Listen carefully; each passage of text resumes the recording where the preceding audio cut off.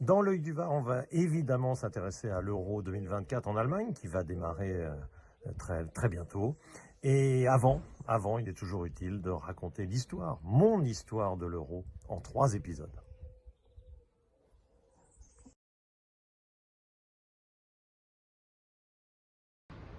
Alors mon euro à moi, dans un premier temps, je vais vous parler des temps très anciens que heureusement je n'ai pas vécu. On va remonter carrément à 1927 où Henri Delaunay, qui est le secrétaire général de la Fédération française, a l'idée d'un euro. Alors on sait tous que ce sont les Anglais qui ont créé le foot, le jeu, les règles, etc. Ça c'est très anglais. Mais le côté politique, domaine dans lequel nous sommes extraordinairement doués, comme vous le savez, en France, nous avons le côté politique du football, nous l'avons développé beaucoup. Jules Rimet, président du Red Star, a été celui qui a créé la FIFA, qui a créé la Coupe du Monde en 1930. Et donc, Henri Delaunay, dès 1927, a l'idée d'un euro. Mais il se trouve qu'à l'époque, l'UEFA n'existe même pas. Il n'y a que la FIFA. Et donc, finalement, l'euro ne voit pas le jour à ce moment-là. Et Henri Delaunay ne le verra du reste jamais parce qu'il est mort en 1955. Or, en 1954, l'UEFA a cette fois été créée et l'euro est programmé donc pour 1960. Avec une formule relativement originale, dans le sens où on dispute en gros des qualifications directes. À l'époque, il n'y a pas beaucoup d'inscrits. Il y a 17 équipes qui se sont inscrites pour le premier euro, 17 pays sur les 32 que compte alors l'Europe. Et donc, on est en élimination directe, huitième de finale, quart de finale. Et puis, parmi les 4 demi-finalistes, donc, on distingue un pays qui devient le pays hôte de la phase finale, vraiment demi-finale, finale terminée. Match par 3e place quand même. Et donc c'est la France qui est qualifiée pour ces demi-finales de l'Euro. C'est la France qui devient le premier pays hôte, ce qui est un peu un symbole puisque l'idée était française au départ de la part de la Fédération française. Et donc l'équipe de France organise sur son sol à Paris et à Marseille, au Parc des Princes, l'ancien Parc des Princes, et à Marseille, l'ancien Vélodrome. Eh bien on organise donc cet Euro 1960 qui est le premier de tous et où l'équipe de France est très malheureuse puisque l'équipe de Batteux mène largement 4-2 à la 75e minute contre la Yougoslavie et elle craque complètement et elle perd 5-4 après prolongation. L'équipe de France est éliminée en demi-finale et le grand vainqueur est l'URSS de Lev Yachine.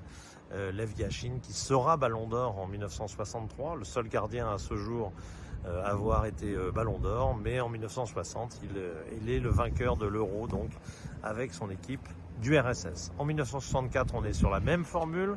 Cette fois-ci, la phase finale est en Espagne. Et c'est l'Espagne qui l'emporte à nouveau contre l'URSS d'ailleurs, tenant du titre.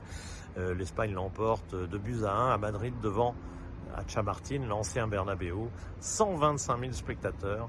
Donc l'Euro est maintenant bien lancé, il est encore mieux lancé en 1968 avec l'Italie qui gagne à nouveau à domicile. Finalement, il n'y a que la France qui dans cette période-là n'arrivait pas à gagner à domicile.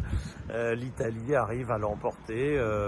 Il faut 2 finales d'ailleurs pour que l'Italie l'emporte contre la Yougoslavie parce que c'est un match à rejouer, le 1 partout initial, il n'y a pas des tirs au but à l'époque. Les tirs au but ont été instaurés en 70, à la Coupe du Monde de 70. Donc on rejoue les matchs, et la finale se rejoue donc à Rome et l'Italie l'emporte sur la Yougoslavie. Et puis une petite évolution notable d'ailleurs, c'est que dans un premier temps, en 1960, c'est une Coupe d'Europe des Nations qui avait été créée. Et en 1968, elle devient le Championnat d'Europe des Nations. C'est pendant une longue période, il n'y avait pas d'euro. On appelait ça le Championnat d'Europe des Nations, donc à partir de 68. En 72, c'est l'avènement, là on parle un peu plus sportif, c'est l'avènement d'une énorme équipe. L'équipe de RFA, d'Allemagne de l'Ouest, c'est elle. Alors elle se qualifie déjà.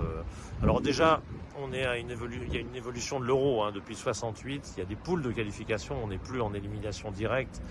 Parce qu'il y a beaucoup plus de pays qui participent. On est à 32 participants, je crois, en 68 et donc en 72, tous les pays européens participent. Donc on a des poules de qualification et ensuite il y a des quarts de finale en aller-retour. Mais la phase finale se joue toujours sur des demi-finales en un match sec.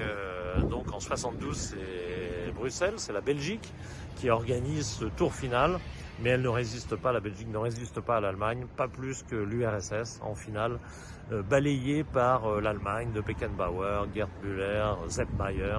C'est l'avènement vraiment de cette Allemagne de l'Ouest qui écrase l'URSS 3-0 en finale à OSL, à Bruxelles. Et donc, l'Allemagne est donc le vainqueur, le grand vainqueur 72. Ils ne vont pas récidiver les Allemands en 76.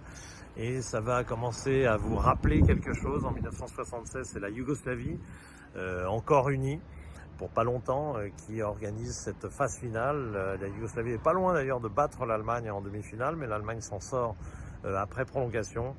Et en finale, l'Allemagne, c'est une phase finale 76 très relevée, puisque de l'autre côté, le grand favori, ce sont les Pays-Bas, et ils sont battus, les Pays-Bas, par la République tchèque, qui crée la surprise. Et c'est d'ailleurs la Tchécoslovaquie, non pas la République tchèque, pardon. C'est alors la Tchécoslovaquie qui va battre l'Allemagne, qui va créer la surprise en battant l'Allemagne en finale, donc à Belgrade. Pourtant l'Allemagne revient comme d'habitude en marquant un but à la 89e minute pour revenir à 2-2 et s'offrir une séance de tir au but. Et cette séance de tir au but est absolument historique puisque c'est l'invention de la Panenka. Antonín Panenka, le joueur tchèque qu'on connaît pas bien parce qu'il joue bien sûr au pays. À l'époque on sortait pas comme ça de son pays. Et Antonín Panenka invente donc ce faux tir, cette espèce de feinte qui envoie Sepp Maier sur les talons et qui rentre, et c'est le 5e tir au but qui offre la victoire à la Tchécoslovaquie, donc en 1976. Voilà, on a balayé les premières heures de l'Euro à l'époque où il n'y avait pas de phase finale. En fait, ça n'était pas l'Euro, ça ne s'appelait pas l'Euro et il n'y avait pas de phase finale. On a balayé donc ces années de 1960, parce que l'Euro n'est pas né jeune, si j'ose dire. La CAN existait déjà. Quant à la Copa América, elle était déjà fort vieille, d'une trentaine d'années. Mais l'Euro, en tout cas, allait naître en 1980. Ce sera l'objet du deuxième épisode.